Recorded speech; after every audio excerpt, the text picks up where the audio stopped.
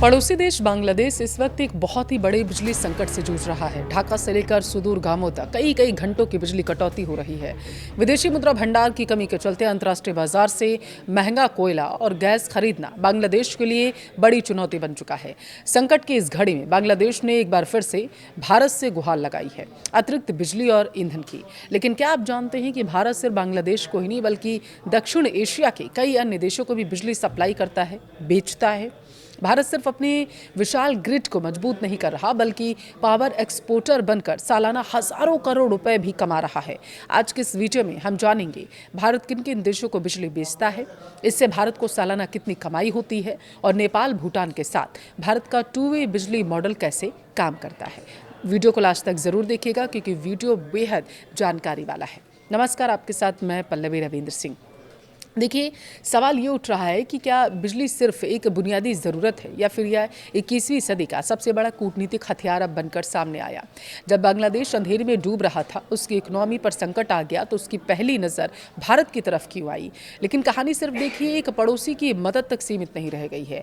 भारत आज south Asia का power boss बन चुका है, जहाँ एक तरफ बिजली बेचकर अरबों डॉलर कमाए जा रहे हैं तो वहीं दूसरी तरफ पूरे क्षेत्र की ऊर्जा सुरक्षा की चाबी भारत के हाथ में आ चुकी है। भारत की साइलेंट पावर डिप्लोमेसी का पूरा नक्शा आखिर क्या है, आपको बताते हैं। भारत की ऊर्जा कूटनीति में बांग्लादेश सबसे बड़ा साझेदार है। दोनों देशों के बीच हुए समझौते के तहत भारत हर साल लगभग 2000 से 2650 मेगावाट बिजली बांग्लादेश को बेचता है। भारत की कुल बिजली निर्यात कमाई सालाना लगभग माना जा रहा है 1.1 से 1.2 अरब डॉलर, यानी तकरीबन 9,000 से 10,000 करोड़ रुपए से ज़्यादा है। और इस कमाई का सबसे बड़ा हिस्सा बांग्लादेश से ही आता है। सप्लाई करने वाली प्रमुख कंपनियां कौन कौन सी हैं, ये जानना आपके लिए ज़रूरी है। एक बार आपको वो बता देते हैं। पहले नंबर तो अडानी पावर गोड्डा प्लांट जो है झारखंड में, वो आता है। यहाँ से लगभग 1600 मेगावाट का ultra super critical thermal power plant पूरी तरीके से बांग्लादेश को बिजली देने के लिए समर्पित है। यहाँ से सालाना लगभग तकरीबन 8,000 करोड़ रुपए की ऊर्जा सप्लाई होती है।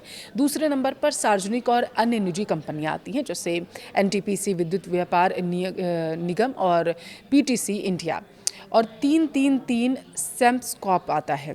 जैसे कंपनियां भी long term power purchase agreements के तहत सप्लाई करती हैं। हालांकि हाल के दिनों में बांग्लादेश के वित्तीय संकट और बकाये भुगतान में देरी के चलते सप्लाई की निरंतरता पर कुछ दबाव जरूर देखने को मिल रहा है। नेपाल के साथ भारत का बिजली व्यापार बेहद दिलचस्प और अनोखा है। इसे आप टू वे पावर मॉडल कह सकते हैं, जो मौसम और प्रकृति के चक्र पर चलता है। सर्दियों में जब हिमालय में बर्फ जम जाती है और नदियों का जलस्तर कम होने लगता है तो नेपाल के run of the river hydro plants में बिजली का उत्पादन अचानक से गिर जाता है। अपनी घरेलू मांग पूरी करने के लिए नेपाल भारत के पावर ग्रिड से बिजली खरीदता है। गर्मी और बरसात में जब हिमालयी नदियाँ उफान पर होती हैं तब नेपाल में क्षमता से ज़्यादा जो जल विद्युत बनता है और इस पर सबकी नज़र रहती है। इस दौरान नेपाल अपनी अतिरिक्त बिजली भारतीय पावर एक्सचेंज पर भारत को बेच देता है। हाल के सालों पर अगर हम देखें तो नेपाल ने भारत को हाइड्रो पावर बेचकर रिकॉर्ड राजस्व कमाया है, जिससे दोनों देशों की ऊर्जा ज़रूरतें बिना किसी रुकावट के संतुलित रही हैं। भूटान के साथ भारत का रिश्ता बिजली निर्यातक से ज़्यादा बिजली आयातक का भी बन चुका है, लेकिन यहाँ भी गणित मौसम के हिसाब से बदलता है। भूटान के लगभग सभी बड़े हाइड्रो पावर प्रोजेक्ट्स जैसे कि चूखा हो गया, कुरचू है, ताला है और मंगदेचू है, भारत की वित्तीय और तकनीकी मदद से बने हैं। जब नदियों का बहाव तेज होता है, भूटान भारी मात्रा में बिजली भारत को एक्सपोर्ट करता है, जो भूटान के राष्ट्रीय राजस्व और जीडीपी का सबसे बड़ा स्रोत माना जाता है। जब नदियों का प्रवाह बहुत धीमा पड़ जाता है तब भूटान भी स्थानीय मांग बनाए रखने के लिए भारत के नेशनल ग्रिड से मामूली मात्रा में बिजली आयात करता है। अब बात करते हैं म्यांमार और श्रीलंका की। पूर्वोत्तर राज्यों जैसे कि मणिपुर से सटी सीमा पर भारत म्यांमार के सीमावर्ती कस्बों को सीमित ट्रांसमिशन लाइनों से बिजली उपलब्ध कराता है। हालांकि यह राजस्व के लिहाज से अगर हम देखें तो बेहद ही छोटा हिस्सा है, लेकिन इसका भू राजनीतिक और रणनीतिक महत्व अगर देखा जाए तो बहुत ज़्यादा है। ये भी आपको समझाएंगे कि ऐसा क्यों है। देखिए, भारत और श्रीलंका के बीच बिजली ग्रिड को जोड़ने के लिए समुद्र के नीचे ट्रांसमिशन केबल बिछाने की योजना पर काम किया जा रहा है और इसके साथ ही मन्नार की खाड़ी हो गया, संपूर्ण सोलर पावर प्रोजेक्ट्स के जरिए रिन्यूएबल एनर्जी शेयरिंग पर बातचीत की जा रही है।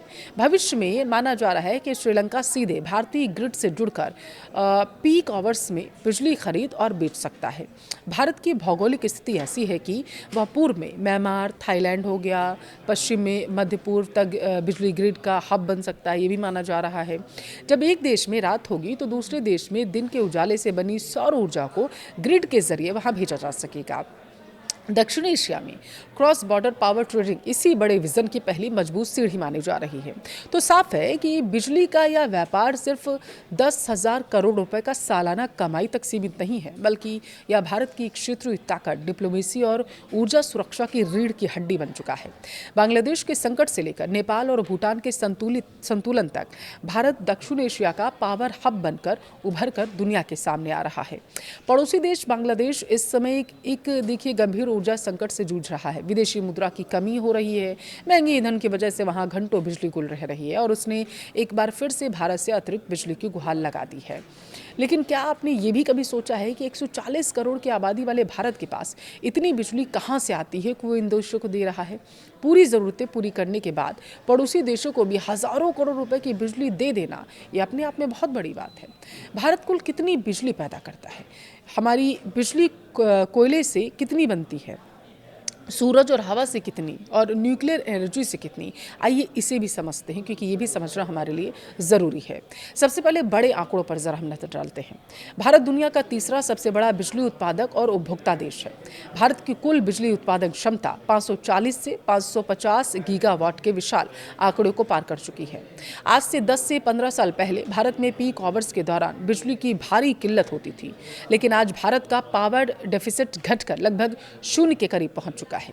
भारत का नेशनल ग्रिड दुनिया के सबसे बड़े सिंक्रोनस ग्रिड्स के में से एक माना जा रहा है, जो कश्मीर से कन्याकुमारी और गुजरात से अरुणाचल प्रदेश तक एक फ्रीक्वेंसी पर काम कर रहा है। अब सबसे बड़ा सवाल, भारत यह बिजली बनाता कैसे है?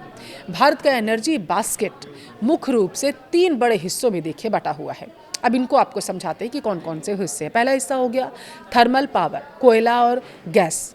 रीढ़ की हड्डी से माना जा रहा है कोयला। देखिए, भारत की कुल बिजली क्षमता में लगभग 42 से 44% कोयला आधारित थर्मल प्लांट्स का है। हालांकि जब बात वास्तविक 24/7 बिजली उत्पादन की आती है, तो आज भी देश की लगभग 65 से 70% बिजली कोयले से ही पैदा होती है, ये भी हमें भूलना नहीं होगा। गैस और डीजल की बात कर लेते हैं। लगभग 3 से 4% क्षमता गैस आधारित प्लांट से आती है, जिसका इस्तेमाल ज़रूरत पड़ने पर पीक लोड संभालने में होता है।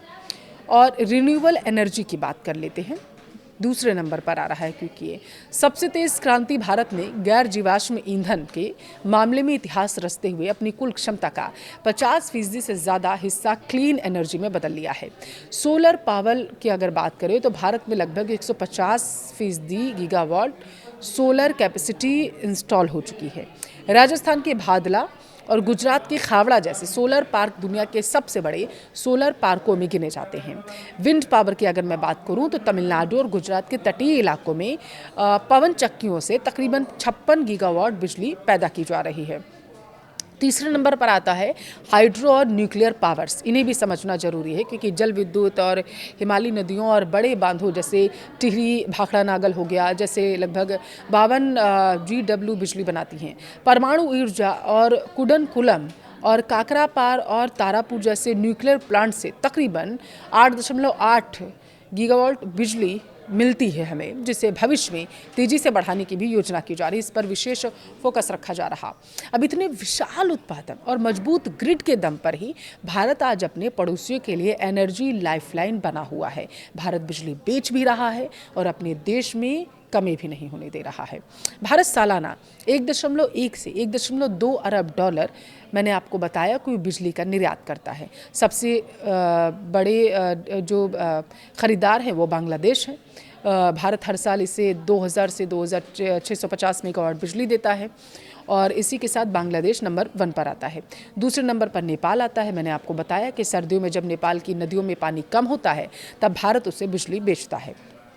गर्मियों और मानसून में जब नेपाल के पास ज़्यादा पानी होता है तब नेपाल अपनी अतिरिक्त हाइड्रो पावर भारत को बेचकर मुनाफा भी कमाता है। यानी आयात निर्यात दोनों और फिलहाल के लिए नेपाल से चल रहे हैं।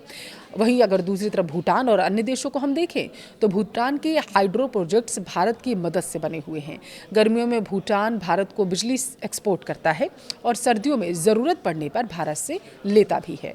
म्यांमार के सीमावर्ती इलाकों में भी ट्रांसमिशन लाइनों से बिजली दी जाती है, जबकि श्रीलंका के साथ समुद्र के नीचे केबल बिछाने पर बातचीत अभी चल रही है हमारी। भारत यहीं देखिए रुकने वाला नहीं है। भारत का लक्ष्य है 2030 तक 500 gigawatt non fossil fuel capacity तैयार कर लेना। इसके अलावा भारत दुनिया को एक नया विजन दे रहा है। वो क्या है? वन सन, वन वर्ल्ड, वन ग्रिड। इसे शॉर्ट में ओसो वॉक कहा जा रहा है। इसका विचार है कि सूरज कभी नहीं डूबता। जब भारत या एशिया में दिन होगा तब यहाँ बनी सौर ऊर्जा को ग्रिड के जरिए उन देशों में भेजा जा सकेगा जहाँ रात है। दक्षिण एशिया में क्रॉस बॉर्डर पावर ट्रेडिंग इसी बड़े ग्लोबल ग्रिड की पहली नींव मानी जा रही है। साउथ एशिया में प्रभाव की इस जंग में भारत ने बिना किसी टकराव के अपनी मजबूत पकड़ बनाई। जब किसी देश की बत्तियां आपके स्विच से चलती हैं तो रिश्तों की डोर अपने आप आपके हाथ में आ जाती है। क्या भारत का या पावर हब मॉडल भविष्य में चीन के प्रभाव को पूरी तरीके से काट पाएगा? आपकी राय क्या है? हमें कमेंट में ज़रूर बताएं।